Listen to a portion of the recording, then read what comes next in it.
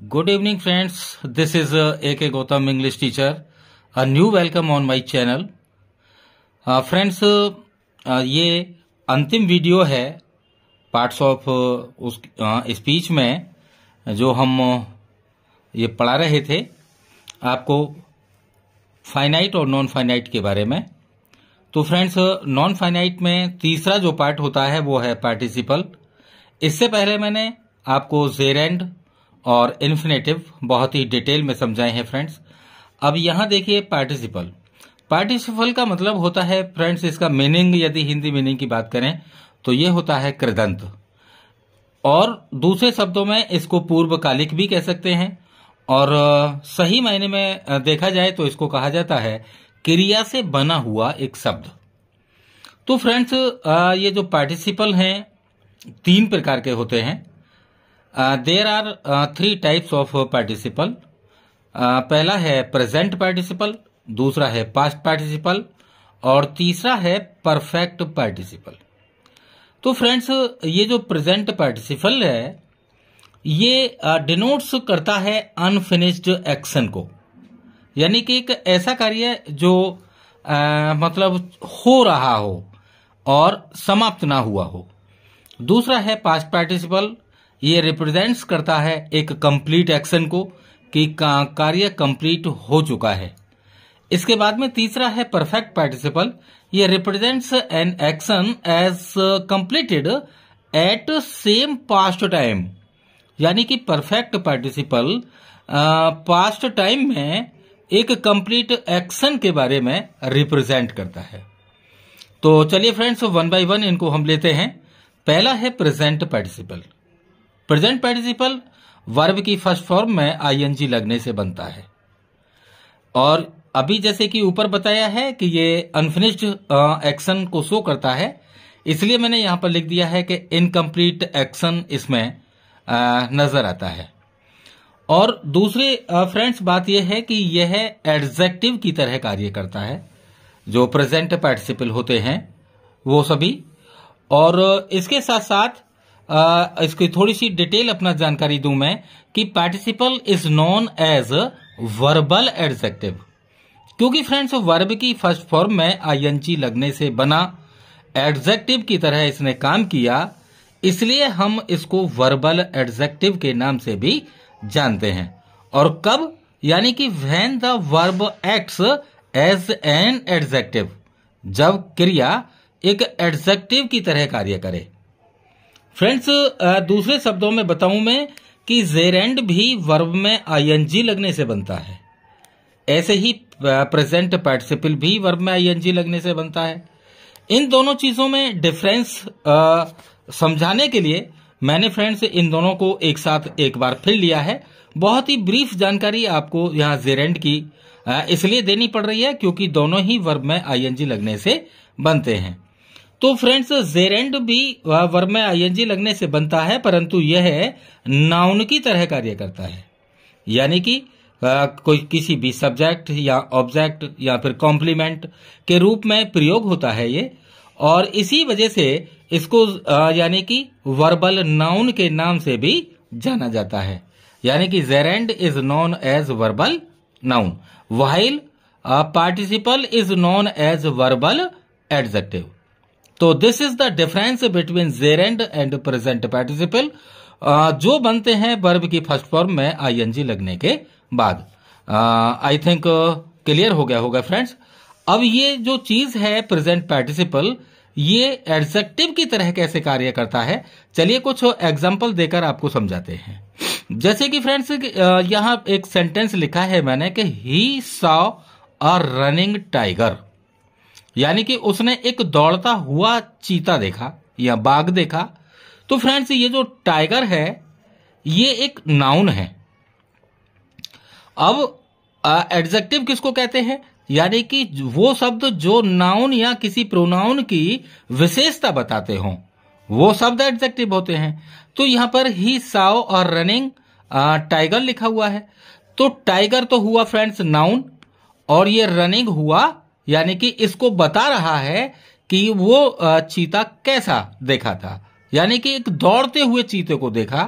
तो यहां पर ये जो नाउन ये जो यानी कि रनिंग का प्रयोग हुआ है ये एक प्रेजेंट पार्टिसिपल की तरह हुआ है। दूसरा एग्जांपल देखिए कि I saw a burning train, यानी कि मैंने एक जलती हुई रेलगाड़ी देखी। बर्निंग ट्रेन एक मूवी भी है फ्रेंड्स। उससे ये स्पष्ट होता है कि बर्निंग शब्द ट्रेन की विशेषता बता रहा है, यानी कि ये जैसे कि यहाँ पर ये नाउन है और यही है present participle running. Acid friends यहाँ पर जो ट्रेन है ये नाउन है और जबकि ये जो बर्निंग शब्द है ये है प्रेजेंट पार्टिसिपल। तो समझ आया होगा फ्रेंड्स कि I saw a burning train, यानी कि रेलगाड़ी कैसी थी, यानी कि वो उसमें आग लगी हुई थी, वो जलती हुई देखी थी। अब इसके साथ साथ फ्रेंड्स इसमें यानी कि जैसे इंटरमीडिएट के कोर्सेज में मतलब सिंथेसिस एक चैप्टर है, तो फ्रेंड्स सिंथेसिस का मतलब होता है संधि करना। तो फ्रेंड्स जैसे कि यहां पर मैंने सेंटेंस लिए हैं कि ही सॉ अ लायन, यानी उसने एक शेर देखा, और ही रेन अवे, वह भाग गया। ये दो सेंटेंसेस हैं फ्रेंड्स। इनको सिंथेसाइज करने में यानी कि इनकी संधि करने में हमको प्रेजेंट पार्टिसिपल का ही प्रयोग करना पड़ता है। जैसे कि यहां पर ये जो पहला सेंटेंस है यही एक तरह से प्रिंसिपल क्लॉज के रूप में है। यहां पर देखिए कि सॉ को हमने सी बनाया और उसमें आईएनजी लगाकर उसको प्रेजेंट पार्टिसिपल बना दिया। तो seeing a lion he ran away, इसका मतलब हो गया कि शेर को देखकर वह भाग गया। दोनों सेंटेंसेस का अर्थ एक बार फिर समझ लीजिए कि उसने एक शेर देखा और वह भाग गया। यहां पर अब ये सेंटेंस बना कि शेर को देखकर वह भाग गया। अब इससे फ्रेंड्स दो चीजें और शो होती हैं प्रेजेंट पार्टिसिपल को पहचानने के लिए। हमने जैसे कि पहले सेंटेंस में बताया था कि रनिंग टाइगर, यानी कि दौड़ता हुआ चीता, या बर्निंग ट्रेन, जलती हुई रेलगाड़ी। तो या तो हुआ, हुई, हुए इस तरह के शब्द निकलते हैं, या फिर इसको हम समझकर ये बता सकते हैं कि कर या कर के शब्द निकलते हैं। तो प्रेजेंट पार्टिसिपल में यानी कि हुआ, हुए, हुए या करके या कर शब्दों का प्रयोग यानी कि हमको महसूस होता है। एक एग्जांपल और समझ लीजिए फ्रेंड्स, जैसे कि Ram was sitting on a chair, यानी कि राम एक कुर्सी पर मतलब कुर्सी पर बैठा हुआ था। देखिए फ्रेंड्स यहां पर अभी हमने क्या बताया है कि बैठा हुआ था। तो यहां ये यानी कि पास्ट कंटिन्यूअस का वाक्य है, तो उसका यदि अर्थ निकलता तो राम कुर्सी पर बैठ रहा था, इस तरह निकलता। चूंकि हमको इसको सिंथेसाइज करना है तो दूसरे शब्दों में इस प्रकार के सेंटेंसेस का अर्थ होता है कि राम एक कुर्सी पर बैठा हुआ था। Ram was reading a newspaper, Ram एक अखबार पढ़ रहा था। तो फ्रेंड्स इसको जब हम सिंथेसाइज करेंगे यानी कि इसमें प्रेजेंट पार्टिसिपल का जब हम यूज करेंगे तो सेंटेंस बन जाएगा sitting on a chair, Ram was reading a newspaper, यानी कि कुर्सी पर बैठ कर। जैसे यहां शेर को देखकर आया है, ऐसे ही यहां पर आया है कि कुर्सी पर बैठकर राम एक अखबार पढ़ रहा था। तो फ्रेंड्स यहां पर जैसे कि ये सीइंग शब्द है ये भी प्रेजेंट पार्टिसिपल है, और यहां पर हमने सिटिंग शब्द का प्रयोग किया है तो ये भी प्रेजेंट पार्टिसिपल है। तो कुल मिलाकर फ्रेंड्स जैसे ये लॉइन की विशेषता बता रहा है, यहां पर ये चेयर की विशेषता बता रहा है। तो जो भी यानी कि ये इस प्रकार के सेंटेंसेस होते हैं वो एक एडजेक्टिव की तरह कार्य करते हैं। जैसे कि ही इज इंटेलिजेंट, वह होशियार है, बुद्धिमान है। ही कैन स्पीक इंग्लिश, यानी कि वह अंग्रेजी बोल सकता है। तो फ्रेंड्स यहां हम देख रहे हैं ये जो इज है ये बी की एक फॉर्म है। हमने आपको पीछे भी बताया था कई बार कि बी की 5 फॉर्म होती हैं, इज, एम, आर, वाज, वर। तो यहां पर ये इज ये बी की फॉर्म है। तो बी जो हमारी एक तरह से बेस फॉर्म है उसमें हम आईएनजी लगाएंगे। तो आईएनजी जब ये लगेगा तो हो जाएगा फ्रेंड्स कि being intelligent, he can speak English. तो इस प्रकार करके हम यहां पर यानी कि इस बीइंग को कह सकते हैं कि ये प्रेजेंट पार्टिसिपल के रूप में प्रयोग हुई है। इसके बाद फ्रेंड्स यहां पर देखिए पास्ट पार्टिसिपल। पास्ट पार्टिसिपल का मतलब होता है वर्ब की थर्ड फॉर्म, यानी कि जहां हम वर्ब की थर्ड फॉर्म का प्रयोग करेंगे वहां यानी कि प्रेजेंट पार्टिसिपल के रूप में वो प्रयोग होगी। और ये फॉर्म एडजेक्टिव की तरह कार्य करती है और इसमें यानी कि एक्शन कंप्लीट हुआ दिखाई देता है। जैसे कि अभी मैं कुछ फ्रेंड्स वर्ब की जिसमें थर्ड फॉर्म का प्रयोग होता है उसके कुछ एग्जाम्पल बताता हूं। जैसे कि यहां पर एग्जाम्पल दे रखा है कि he has completed his homework, यानी कि उसने अपना गृह कार्य पूरा कर लिया है। दूसरा सेंटेंस है कि he had completed his homework, उसने अपना गृह कार्य पूरा कर लिया था। तीसरा सेंटेंस है कि he will have completed his homework, वह अपना गृह कार्य पूरा कर चुका होगा। यहां पर भी चुका चुकी या चुका चुकी थे ये सब आते हैं, यानी कि वह अपना कार्य पूरा कर चुका है, या यहां पर पूरा कर चुका था, यहां पूरा कर चुका होगा। तो फ्रेंड्स ये जो तीनों सेंटेंसेस हैं ये वाले, ये किसके हैं, यानी कि ये परफेक्ट टेंस के हैं। Perfect tense. अब इस परफेक्ट टेंस में भी फ्रेंड्स वर्ब की थर्ड फॉर्म का प्रयोग होता है। तो यदि अब चूंकि ये भी थर्ड फॉर्म है, हमने यहां पर बताया था कि थर्ड फॉर्म यदि एडजेक्टिव की तरह कार्य में करे तो वो पास्ट पार्टिसिपल है। थर्ड फॉर्म ये भी है, परंतु ये क्या है, ओनली V3 है वर्ब की थर्ड फॉर्म। यहां पर कंप्लीटेड V3, यहां पर कंप्लीटेड V3। यहां केवल ये वर्ब की थर्ड फॉर्म है, ना कि पास्ट पार्टिसिपल इसको कहा जा सकता है। जब पास्ट पार्टिसिपल के रूप में वर्ब की थर्ड फॉर्म का प्रयोग किया जाता है तो वो फ्रेंड्स कैसी होती हैं, यहां देखिए एडजेक्टिव के रूप में। जैसे कि he is a retired teacher, वह एक सेवानिवृत्त अध्यापक है या शिक्षक है। तो फ्रेंड्स ये जो रिटायर्ड शब्द है यह है पास्ट पार्टिसिपल, क्योंकि यहां एक वर्ब की थर्ड फॉर्म का प्रयोग एडजेक्टिव के रूप में हुआ है। वैसे फ्रेंड्स जानकारी के लिए बता दूं कि एक शिक्षक ना तो कभी रिटायर्ड होता है और ना ही टायर्ड होता है। तो उसको हिंदी में जैसे कि इसका मीनिंग है कि सेवानिवृत्त, तो सेवानिवृत्त तो कहा जा सकता है कि वो अपनी सेवा से निवृत्त हो गया है, यानी कि अब पढ़ाई का कार्य पूरा नहीं करता, वो नहीं करने जाता है, कहीं पढ़ाने नहीं जाता है। तो परंतु इंग्लिश में यदि देखा जाए तो टीचर्स कभी भी ना तो टायर्ड होते हैं ना रिटायर्ड होते हैं। तो फ्रेंड्स यहां पर हमने जो रिटायर्ड शब्द का प्रयोग किया है वो एडजेक्टिव के रूप में किया है और ये वर्ब की थर्ड फॉर्म है।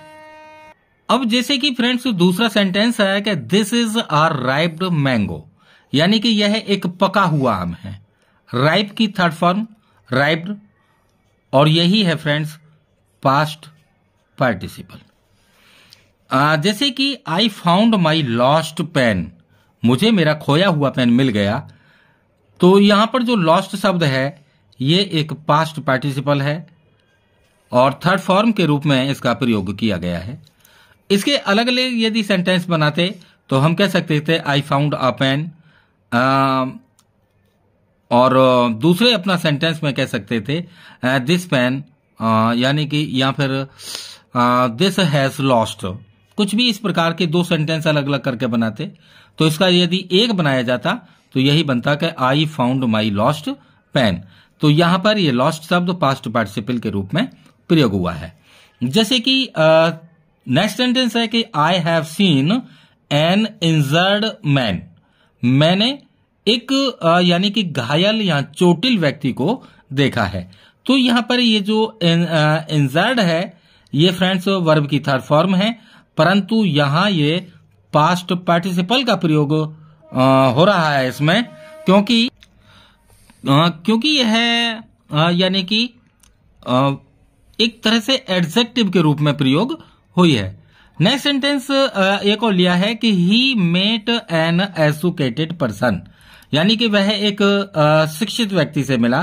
तो फ्रेंड्स यहाँ पर भी ये जो एजुकेटेड शब्द है ये वर्ब की थर्ड फॉर्म है, परंतु वो व्यक्ति कैसा था, एजुकेटेड था, इसलिए ये पास्ट फॉर्म यानी कि पास्ट पार्टिसिपल के रूप में प्रयोग हुई है, क्योंकि यहाँ पे एडजेक्टिव की तरह ये काम कर रही है। अब फ्रेंड्स एक बार यहाँ पे से ऊपर से देखिए कि ये जो रिटायर्ड शब्द है ये एक पार्टिसिपल यानी कि एडजेक्टिव के रूप में कैसे है, क्योंकि यहाँ टीचर नाउन है और इसी यानी कि नाउन के बारे में ये बता रहा है कि वो एक सेवानिवृत्त टीचर थे।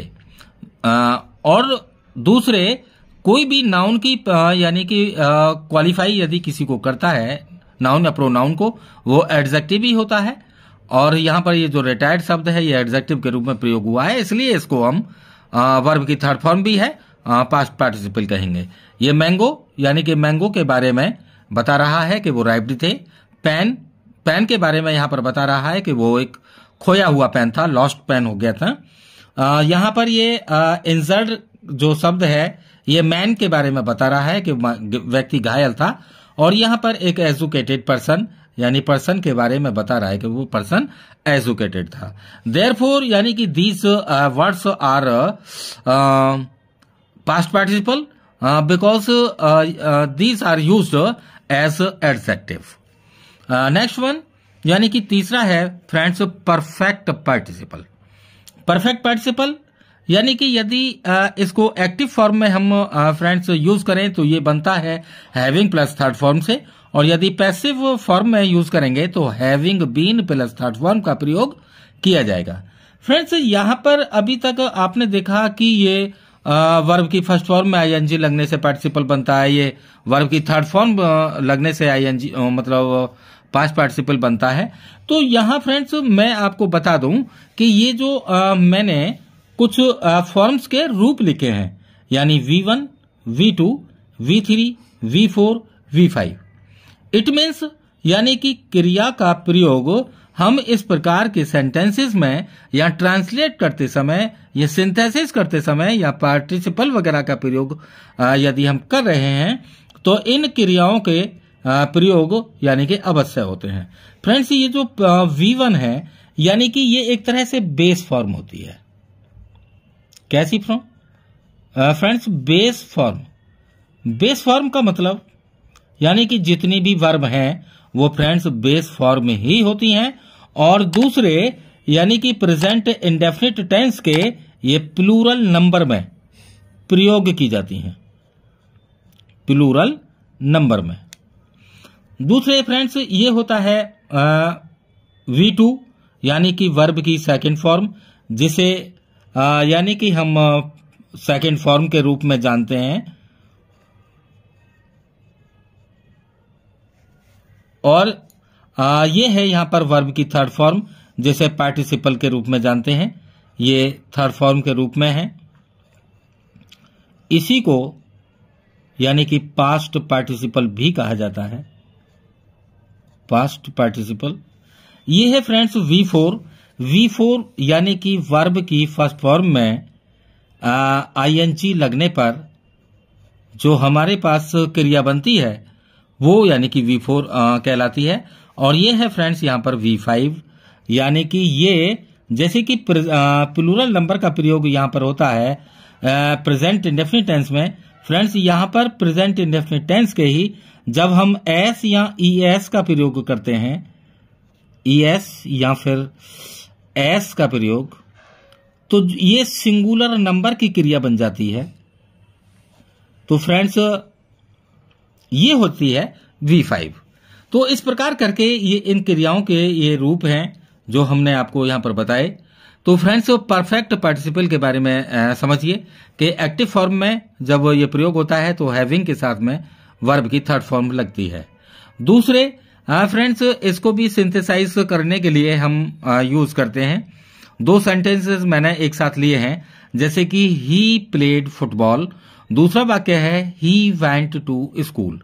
फ्रेंड्स, ये ध्यान रखिए कि परफेक्ट पार्टिसिपल का प्रयोग एक कार्य के खत्म करने के बाद जब दूसरा कार्य किया जाता है पास्ट टेंस में ही, तो इस प्रकार के वाक्यों को ज्वाइन करने के लिए हमें परफेक्ट पार्टिसिपल का प्रयोग करना होता है, जैसे कि हैविंग और वर्ब की थर्ड फॉर्म। कैसे? यानी कि ही प्लेड फुटबॉल, पहला काम उसने खत्म किया कि वह फुटबॉल खेला। यानी कि एक काम खत्म करने के बाद ही वेंट टू स्कूल, फिर वो स्कूल भी गया, उसने ये दूसरा काम किया। तो ऐसे वाक्यों को जब हम सिंथेसाइज करते हैं तो हमें परफेक्ट पार्टिसिपल का प्रयोग करना होता है, जैसे कि हैविंग प्लेड फुटबॉल, यानी कि फुटबॉल खेलने के बाद। ही वेंट टू स्कूल, वह यानी कि स्कूल गया। तो having played football he went to school. दूसरा है जैसे कि द सन रोज, सूर्य निकला, एक काम हुआ। सूर्य निकलने पर क्या हुआ कि द फॉग डिसअपियर्ड, यानी कोहरा गायब हो गया था। यानी एक काम सूर्य निकलने का हुआ, दूसरा कोहरा गायब हो गया। तो ये वाक्य, ये यानी कि काम दूसरा हुआ। तो फ्रेंड्स, इसको हम बना सकते हैं कि having risen the sun, having risen the sun, या हम यहां से भी स्टार्ट कर सकते हैं कि द सन हैविंग राइजन। बात एक ही है दोनों की। द फॉग डिसअपियर्ड, तो ये जो यानी कि यहां पर हैविंग प्लेड, ये है परफेक्ट पार्टिसिपल, परफेक्ट पार्टिसिपल। यहां पर हैविंग राइजन, ये है परफेक्ट पार्टिसिपल, परफेक्ट पार्टिसिपल। तो फ्रेंड्स, अब जैसे कि देखिए कि ही रोट अ लेटर, उसने एक पत्र लिखा, एक काम खत्म हुआ। दूसरा सेंटेंस है कि he went to city to post it, वह फिर इसको पोस्ट करने के लिए शहर गया। तो एक काम यानी कि लिखने का हुआ लेटर को, दूसरा उसे पोस्ट करने के लिए उसे शहर जाना पड़ा। तो एक के बाद दूसरा काम, दोनों ही अपना वाक्य पास्ट टेंस में। तो इसको जब हम फ्रेंड्स ज्वाइन करेंगे तो यहां हमको बनाना होगा कि हैविंग रिटन। तो हैविंग रिटन यानी कि ये भी परफेक्ट पार्टिसिपल की तरह प्रयोग हुआ है, perfect participle. I think friends सभी की समझ में आ रहा होगा। बहुत ही अच्छी प्रकार से समझाने की कोशिश कर रहा हूं फ्रेंड्स। तो ये जो हमने अभी तीनों सेंटेंसेस बताई फ्रेंड्स के having played, having risen, having written, ये एक्टिव फॉर्म में प्रयोग हुए हैं। यदि वाक्य में पैसिव फॉर्म का प्रयोग करना हो तो वो सेंटेंसेस कैसे होंगे? तो फ्रेंड्स यहां पर देखिए कि the job was completed, job पूरी की गई। तो यहां देखें आप, यहां पर वाज लगा हुआ है, ये वर्ब की थर्ड फॉर्म है। इससे स्पष्ट होता है कि यानी कि ये वाक्य खुद में पैसिव फॉर्म में ही है। दूसरे he went to his house, यानी कि वह अपने फिर घर को चला गया। तो फ्रेंड्स जब वाक्य अपने आप ही पैसिव फॉर्म में दे रखा हो तो उस समय पर हमें यानी कि हैविंग बीन के साथ थर्ड फॉर्म का प्रयोग करना होगा, जैसे कि द जॉब यहां पर होगा हैविंग बीन, फिर उसके बाद कंप्लीटेड, और उसके बाद फिर यानी कि ये जो पूरा सेंटेंस है इसे जो कि त्यों लिख देंगे।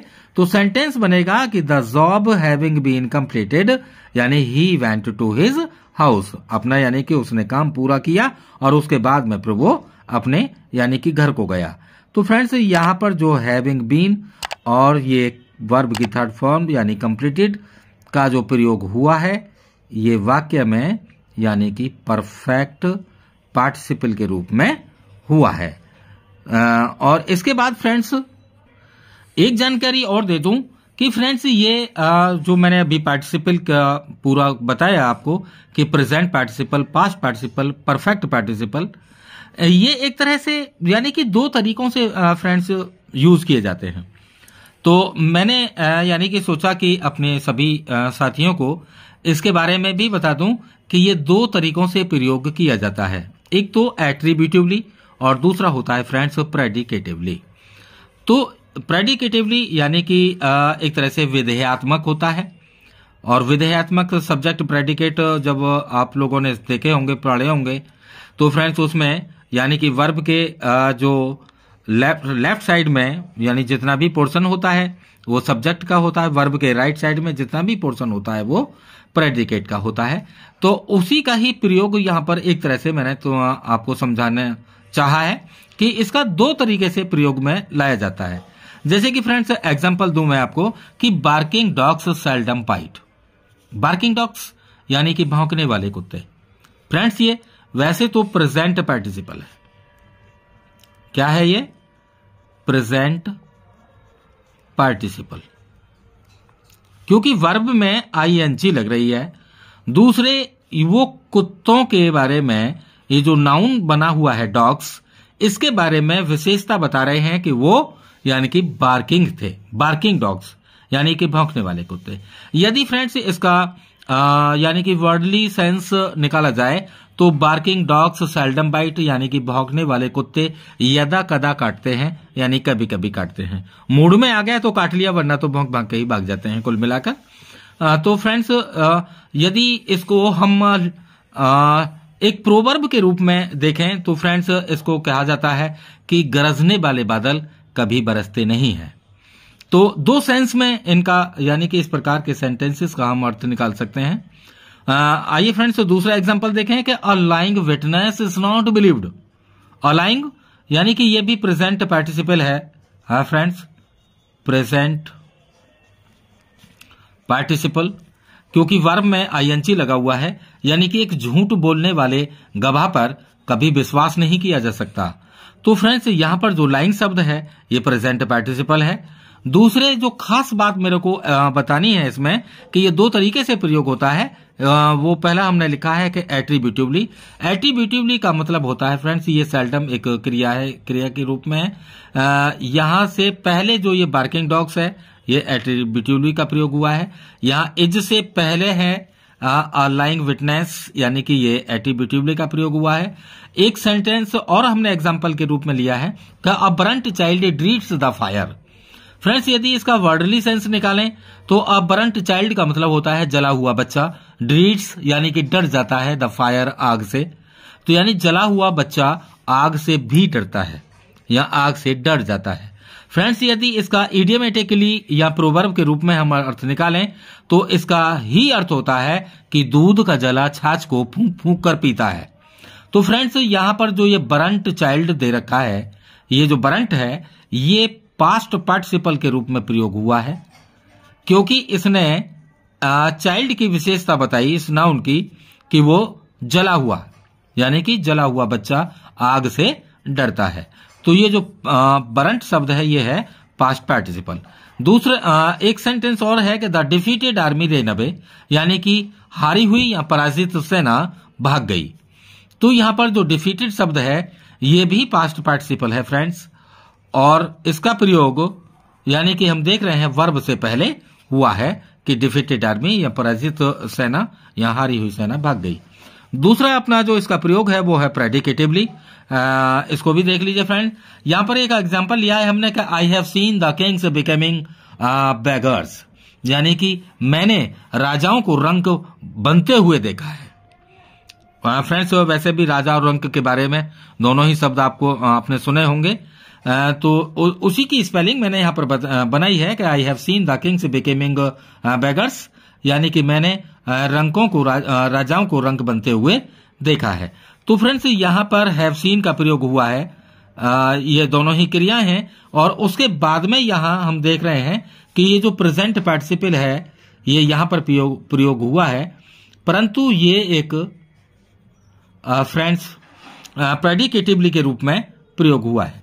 जैसे कि ही केप्ट मी वेटिंग, उसने मुझे इंतजारी में ही रखा। तो यहां पर जो वेटिंग शब्द है ये प्रेजेंट पार्टिसिपल है, परंतु फ्रेंड्स यहां पर दूसरे शब्दों में कहा जाए ये प्रेडिकेटिवली के रूप में प्रयोग हुआ है, क्योंकि कैप्ट के बाद यानी कि वर्ब के बाद का जो हिस्सा है होता है वो विधेय के रूप में ही प्रयोग किया जाता है। नेक्स्ट सेंटेंस है कि यू लुक वरीड, यानी कि आप चिंतित दिखाई देते हैं। तो यहां पर जो वरीड है ये भी पास्ट पार्टिसिपल है, और ये यानी कि लुक के बाद प्रयोग हुआ है, वर्ब के बाद, तो ये प्रेडिकेटिवली प्रयोग हुआ है। तो फ्रेंड्स, आई थिंक आपकी समझ में पूरा पार्टिसिपल का प्रयोग हुआ होगा। मैंने आपको बताया था कि यानी कि वर्ब काफी लंबा टॉपिक है। फ्रेंड्स, मैंने बहुत ही अच्छी प्रकार से कोशिश की है आपको इसे पूरा समझाने की। ये नॉन फाइनाइट का तीसरा पार्ट था, पार्टिसिपल। फ्रेंड्स, मैं कोशिश करता हूं बहुत ही अच्छी प्रकार से समझाने की। और यदि मेरी वीडियो फ्रेंड्स आपको पसंद आए, मेरे समझाने का तरीका पसंद आए, तो फ्रेंड्स मेरे चैनल को प्लीज आप कीजिए सब्सक्राइब। बराबर में उसी के बेल आइकन का बटन है, उसको दबाइए ताकि लेटेस्ट नोटिफिकेशन आपको मिल सके। और फ्रेंड्स मेरे चैनल को लाइक एंड सब्सक्राइब कीजिए। Thank you watching for my video.